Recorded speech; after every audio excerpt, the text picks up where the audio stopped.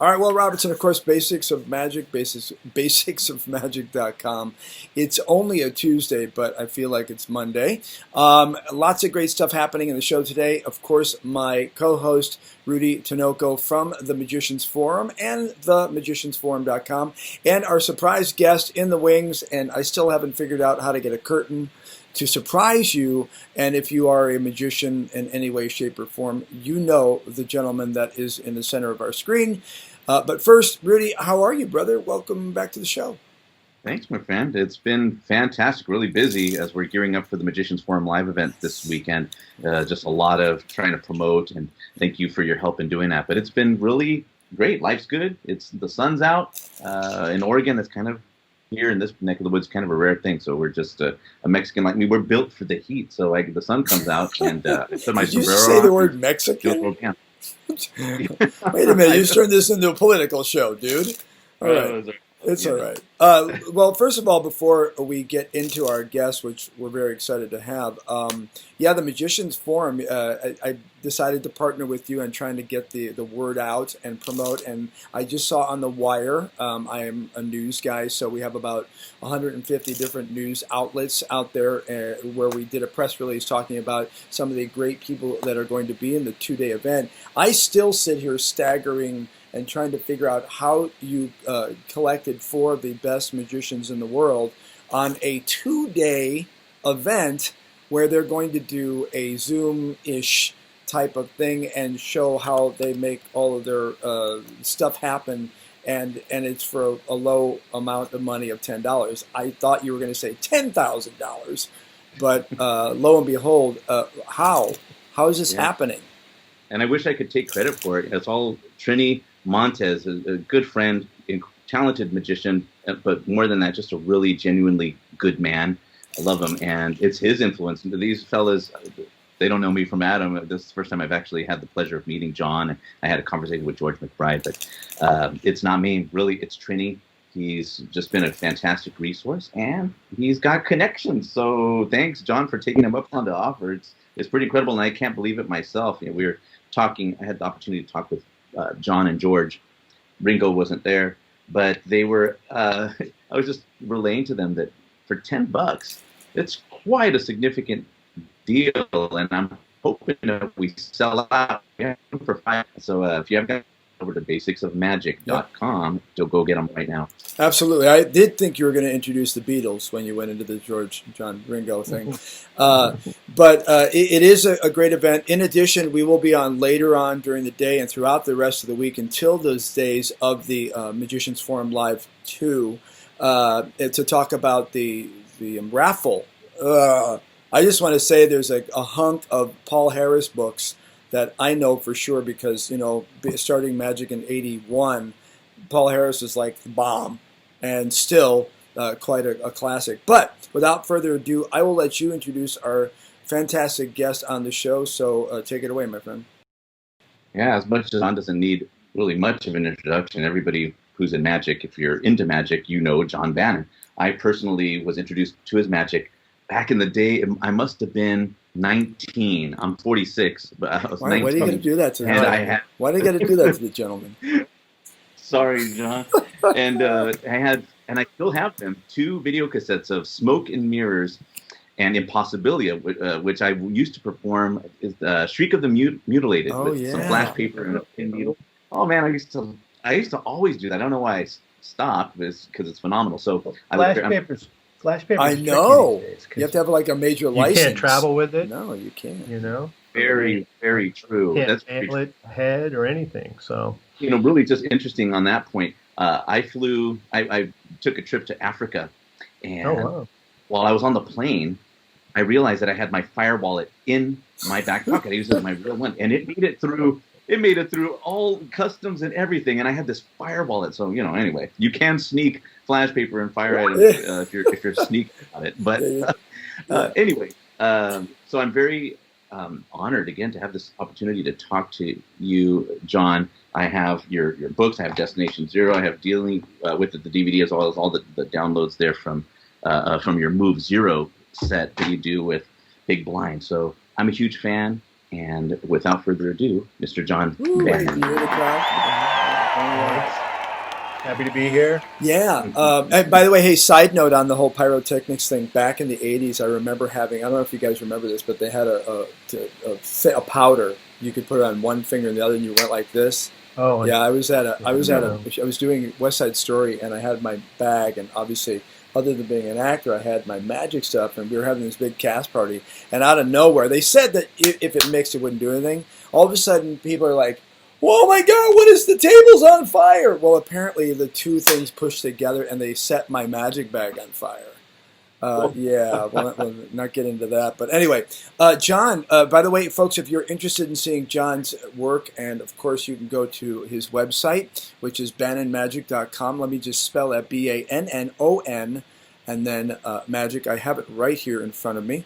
You can check it. It is pronounced Bannon, correct? I want to make sure I'm saying it right. Yeah. Right. Sure. Right. That's it isn't easy. Sometimes the easiest things are wrong. Someone might say Smythe instead of Smith. I want to make sure we're saying it right. Rudy, go ahead and throw some questions about what's going to happen this weekend. Yeah, well, so this two-day event is the second one we've done. It's the Magicians Forum Live, and we try to bring the best talent in the business. Again, John Bannon here, George McBride. We can have Steve Reynolds, Jason Dean at this upcoming event. And the intent to create this online convention that really allows a more intimate setting by which we can learn from some of the best magicians and interact with one another. I know that you have Zucchini's Magic Shop there. It's a brick and mortar, Will, but those are a thing of the past, and those times were to be able to. Well, it's sad. It's so sad, but those times, and I missed out on this because I'm kind of younger, of going to a magic shop and being able to interact in the back room with magicians. It's just we don't do that, and you're trying to replicate that at Basics of Magic. But you can't do this online. You can't smell the deck. Let's be honest. Yeah, so that's what we're trying to replicate here. So you, as the participants, will be able to interact with folks like John Bannon and these other guys, and interact with them in a way that's kind of it's a rare opportunity these days. So let me start off, John, by asking you. Let me start off, John, by asking you a question about. I mean, you've been doing this long enough that this question will be relevant and you'll get it. But simply, how has magic changed for you? I mean, here we are with COVID-19, and in my opinion, everybody that wasn't ready with a ring light and knowing how to do things with their phones and Skype, you're kind of like a dinosaur in a way. But how do you uphold the traditions, and how has it changed since you started? Really, are you finding it easier to entertain and educate? Oh man, well, I started a long time ago in the early 70s, and what has changed a lot is what I call the globalization of magic.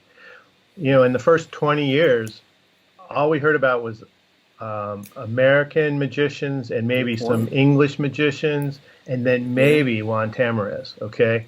And that was it. And then with the internet and,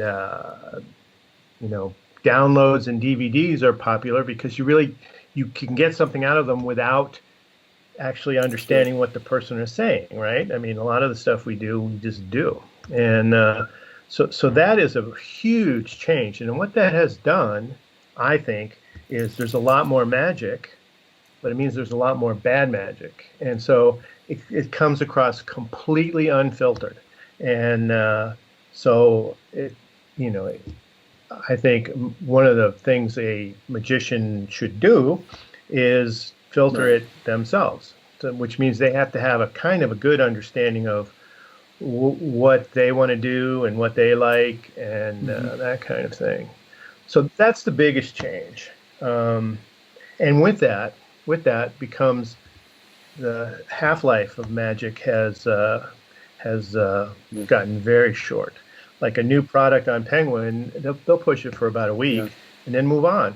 And a week, it used to be a product would have a good 3-4 months before. I mean, there were a lot of the magic back in the day it became like iconic, and you would just go, or you would mention a magician like a Paul Harris or Lance Burton, and they would have a long shelf life because that in the conventions and so on, you'd follow that. But now, like you said, the inundation and unfortunately, I don't want to say that I don't know if the word's right, denigration of what's happened with magic. And we talk about this on the show sometimes about, we call it crotch magic, where everybody's doing this and you don't see their faces. And they're like at the end on the I saw a trick today. And it was like, well, this is an awesome looking guy's Instagram. I looked and it's like all you saw was his crotch, and he was doing a thing with the cards. And at the bottom it said, in the end, you'll get the trick and we'll explain how he did it. And I'm like, but they don't talk.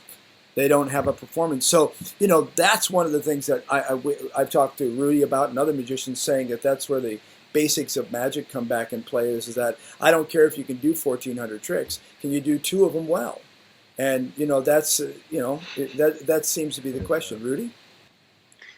Yeah, well, I was going to, just in keeping with this idea of this denigration of magic, how difficult is it for you, John? You produce a lot of stuff, online content, books, and then you find them on a Chinese website for sale at, for $1.99. Yeah. That's happened to me with the stuff that I've put out for free. Oh, I'm positive that everything I've ever done is on that website. And, you can't beat them, right? And you're an attorney. If you could, you would do it, probably, right? Right. You'd get law behind you. Right. I mean, the best you can do is send them a DCMA notice. I can't remember what Digital Communications Something Act. Okay, and I've actually heard people sending stuff to Chinese websites, and they actually take the stuff down when they get the notice, which I don't think they have to do, because I don't think China's a signatory. But the trick is you have to rely. I mean, the people.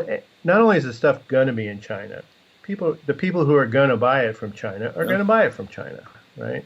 So, and that may be another reason contributing to the shortened half-life of magic tricks. But I think the real trick is to put out something of quality and just get it out there and be the firstest with the mostest, and take your share of the market while you can, because it's not going to last. Well, one of the things that I think you just touched on, which I think is extremely important, is that now people are really becoming more loyal. Magic is something where, like we know who John Bannon is, and you go, oh, well, I'm going to follow what John does, or Stanky or whatever, you go, oh, I love their style, I love what they do, and you kind of wait with bated breath to find out what their next thing is, or he or she is going to be. So, for all the magicians out there, like yourself, or folks that are not as established, it really is about persistence and frequency, and making sure that you're creating something that's fun, so people can come back to your website, because your website's awesome. You have a lot of great stuff. And look on my website. Thanks, made it myself. But if you go, did you really? I made it myself. So like a Wix. Yeah, it's yeah, I have Wix too. Wix, and I've been a designer for 100 years. And you know what? BannonMagic.com. It's the Wix stuff is great. You can drag and drop it. You can go, and I can literally sit here when people come on, which you're doing right now, buying tickets for the event, and say they can go, hey, by the way, I would like to do this and that, and I'm like having a chat with them. And that's the part that I think that's a wonderful part about magic, is that now if you do put your philosophies out there and you're creating stuff, you can connect with people, especially like you said, Rudy, around the universe. Who knows? You may even have some aliens out there going, ooh, I want to check out John Bannon's magic. But that's the beauty of it. So, Rudy, I'm going to ask the question. John, what are you going to be specifically? Are you doing new material for the Magician's Forum Live 2? Are you going to do philosophies? Can you let us in on a little bit of it? My plan is I write a column for Genie Magazine, and I'm always surprised at how many people don't read Genie Magazine, okay? Or if they do, they don't pay attention. So what I thought I would do, I mean, I'm going into my 5th year of doing that, and I think I've tried very hard to make sure that the material is of quality.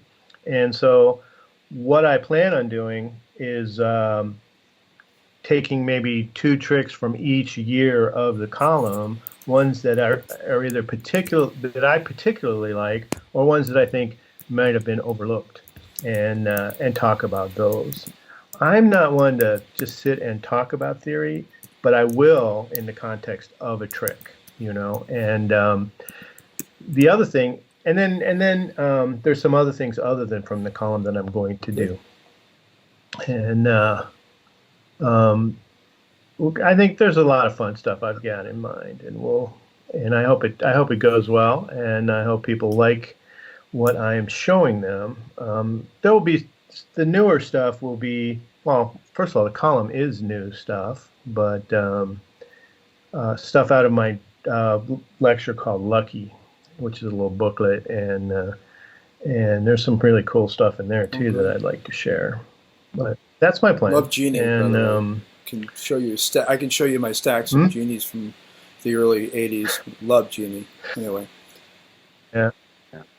Lots of great.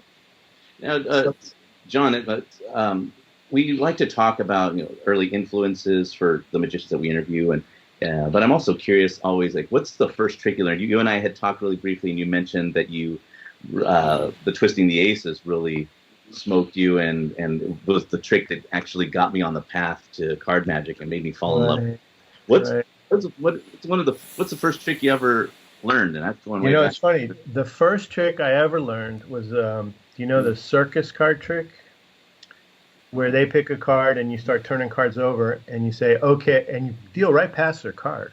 Oh, yeah. And you say, the next card I turn over is going to be your card, and then you reach over and turn it, reach into the pile that you already dealt and turn the card over. That was the first trick I ever learned. And, it's funny, if you think about that, I'm not even sure that's really a trick, but it certainly is a big surprise. And that's kind of what got me going. And so that's trick number one. Yeah, and you. How about your first magic shop? Okay, when I was coming up in my formative years, I used to go to Earl Edwards' magic shop in Norfolk, Virginia. It was on Granby Street, and it was really, it's funny. Earl Edwards was this stately older man with white hair, like mine, white hair swept back. And he was very, proper. And the magic shop was a head shop. Okay. Wow. You remember head shops from back in the day? It always smelled good. But in the back room was a little place for magicians to, and that's where I got my start. And there's a ring down there and named after Earl, and that's where I got my start as well. I think it's the best way to do it, because now you're among like-thinking people, and you're talking about influences. One of my formative influences was a guy named Woody Landers from Richmond, because Woody would come down to our ring meetings, and he knew every trick that existed. Okay, and so he'd always, and I'm saying this is what my 14, 15-year-old self is saying. Okay, because he comes down and he does these tricks, and they're great, and you haven't seen them before, but then he'll show you how they work. Okay, and that's kind of influenced the way I approach magic. I mean, I'll do a trick for you, and if you're fooled, great, but then I'll tell you how it works, because that's half the fun. If you're a hobbyist, that is half the fun. It's seeing how the thing worked. So again, finding. That's a long answer. Oh, and then when I moved to Washington D.C., there was Al's Magic Shop, and I used to go there. During the week, I was working in the Pentagon, which is just a metro stop away. So I would go to Al's Magic Shop at least once a week, just to see him and check in, and maybe have lunch with people like Harvey Rosenthal, and that was a good time. So that's the thing again that's kind of missing with the brick and mortar, is that mine was PJ Tricks and things out of Chicago, outside the Chicago area, and you walk in there, and I think every magic shop that I've been to in my younger years did smell like a head shop. It did, mainly because a lot of times the other half was like gags. And it was always something that was kind of like interesting. Like I worked at Zucchini's Tricks and things in the 80s, and it just had that smell and that feel and that sort of a dark corner where you go, that's where the magic's at. And that's kind of fun. What was yours, Rudy? Your What's first that? The first magic shop was this place. I used to live in San Jose. Magic This Touch. was in a city called Milpitas. The Magic Touch. It was a magic. It's called the. Oh, I don't remember what the joint was called, but it was just a small it's little called the magic Magic shop. Touch. I remember. Yeah, Steve Dawson. Wow. The Magic in San Jose. Wow. That would be Steve Dawson, I think. Well. Wow. Yeah, I don't remember the name of the shop, but yeah, but it's interesting. You refer to yourself, John, as a hobbyist. First, you're the most famous hobbyist, I imagine there is. At what point did you step from anonymity and just being just a guy doing tricks in house to when A1 says, "Hey, we want you to do a couple of videos for us"? Make that leap, because to me it seemed like something that is beyond what a hobbyist would do. Or yeah. Well, one of the things was, it's just timing. I was just lucky. Because in the late 80s, desktop publishing was really in its heyday. Richard Kaufman was cranking it out. L&L got into the business. And that's when my first book came out, was in the late 80s. And it caught on. And back in the day, there weren't a whole lot of books. Even though they were starting to be more books, there was now a market of magic books for magicians rather than magic books published by a real publisher, and I mean real publisher as in someone who's going to publish a novel, not or a vanity publisher. Right, and so starting from there, the book did really well. It was kind of a big hit. And then the second one, Smoke and Mirrors, was too. And now I had a brand, okay? And once you have the brand, obviously you have to live up to it, and you have to try and strengthen it, which I hope I have. But that makes things a little bit easier. I'm really glad I don't have to sort of establish myself now. It's brutal, because there's just so much out there, and there's very few channels, that where you can actually establish a brand as in a larger context. And so I'm glad I did it when I did it, and I was lucky, and I was also lucky that people liked the kinds of things that I was doing. But with your popularity and your success, why didn't you do it full time? I mean, do you love practicing law far more than you do practicing magic? What made you? Why did you choose law over? I never wanted to be a professional magician. Interesting. It just didn't appeal to me because you're always out of work. As soon as you finish your current gig, you're out of work, right? You got to go on to the next one. And also, I think it would take to some of the. I mean, you've heard the expression that a professional does the same tricks for different people. I don't want to do the same tricks. I'm one of these guys. I want to learn the new trick. I want to get the new book and do all that kind of stuff. So I'm not really suited to be a professional, although I have worked in a professional capacity when I was in D.C., just doing tables at a restaurant or helping out at an event. And even here in Chicago, I've done a couple events. But very few. Are you in Chicago right now?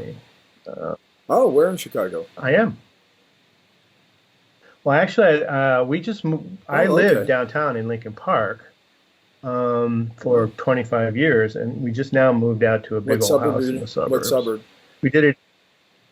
It's Homer Glen. I lived in Mount Prospect, Streamlit, Arlington Heights. Des Plaines is where the PGA Tricks was, so I'm a Chicago boy. Cubs. Every 109 years. I was actually south side. So it is I lived in 60616. But anyway. John Bannon, thanks for coming on the show. Rudy, any last things? We're going to see him for at least one or two of the days coming up on the Magician's. Well, I'm planning on watching most of it, and I'll be certainly around. Wow, that should be a huge thing. I mean, that should grab folks' attention because last time the event that we had, there was folks like Alan Ackerman, John Guastafaro. These fellows were on the call on the breakout sessions, just showing us stuff. John was going, "Hey, I've been screwing around with this little thing." I'm like, "You're just screwing around with that?" And he's blowing our minds. So you're going to have the opportunity to rub shoulders with these incredibly talented magicians who are very generous with their time. And so again, I said it before, but I really do appreciate you, John. I know you're retired now, but that doesn't make you any less, busy, and you could be doing other things. I'm retired from the practice of law, so now. Oh, there you go. Wow. Retired. That's before tired. So we're good.